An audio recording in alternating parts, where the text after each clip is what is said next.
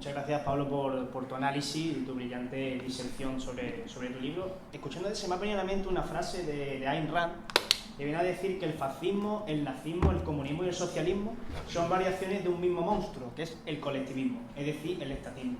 Entonces, te quería preguntar, para abrir el turno de preguntas, ¿por qué se ha permitido un blanqueamiento sistemático del socialismo y del comunismo y, sin embargo, escuchamos continuamente condenar otro régimen asesino como ha sido el fascismo y al final el totalitarismo, ¿no? Entonces te quería preguntar, bajo tu juicio, ¿por qué en Occidente principalmente se ha blanqueado hasta tal punto un régimen como por ejemplo la Unión Soviética, la RDA y demás regímenes asesinos como la China de Mao o la Rusia de Stalin? Pues en primer lugar, eso ha tenido, digamos, su justificación o su amparo histórico en la maquinaria de propaganda del marxismo y de los partidos comunistas y de la intelectualidad y compañeros de viaje, que ha sido absolutamente formidable siempre. Es decir, nunca ha habido una propaganda más eficaz que la de los comunistas. Es algo increíble. Es algo que tendría que estudiarse en todas las facultades de ciencia política. Porque, claro, la lógica que ellos utilizan es tan sencilla que te la tragan muy fácilmente. Ellos dicen, es que los nazis y los fascistas eran malos per se. Eran malos hasta el tuétano, no tenían una sola fibra de honorabilidad. Pero sin embargo los comunistas era gente que cometió errores, pero que en el fondo eran buenos. En el fondo los millones de muertos de la Unión Soviética eran algo así como una especie de daño colateral, porque al fin y al cabo están construyendo el paraíso. Si estamos construyendo el paraíso, ¿qué más da unos millones de muertos por aquí y por allá? Eso no lo digo yo, eso lo decía Lenin, ¿eh? Cuando Lenin crea la Checa, y hay gente, algunos del partido que dicen, joder, esto, que aquí lo que estamos hablando es de asesinar a millones de personas. Él dice, bueno, pero esos millones de personas, ¿qué son? Cuando estamos construyendo una revolución mundial de liberación del proletariado. Parten de esa especie de trampa psicológica. Dicen, como en el fondo somos buenos, cualquier tipo de exceso se nos puede disculpar. Entonces, si nosotros matamos a 60 millones de personas en la Unión Soviética, es una externalidad negativa que se nos tiene que permitir. Pero ahora, si los nazis matan a 6 millones de judíos, eso es imperdonable.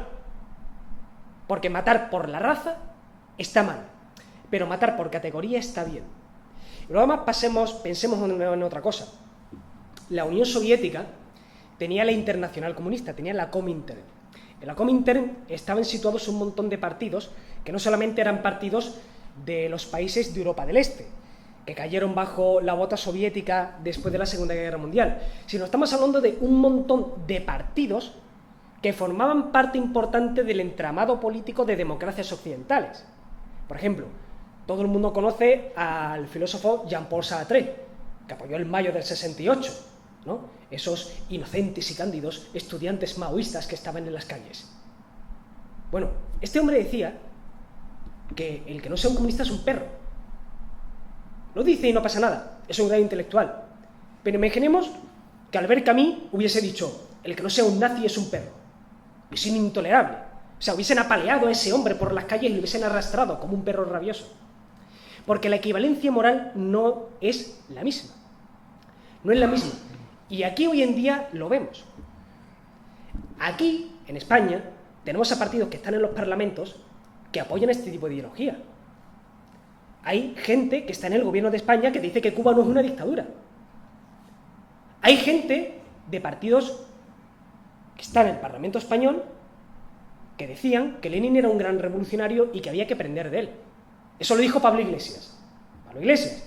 No estamos hablando de un concejal, de un ayuntamiento, de una villa perdida de la mano de Dios. Estamos hablando del líder de un partido que estuvo a punto de pegarle un sopazo al peso. Totalmente. Totalmente. Eso está ahí. Bueno, imaginemos que el líder de un partido político en España hubiese dicho que había que seguir las enseñanzas de Hitler para tomar el poder. Creo que no hace falta que me extienda en lo que hubiese pasado. Y esa es la cosa.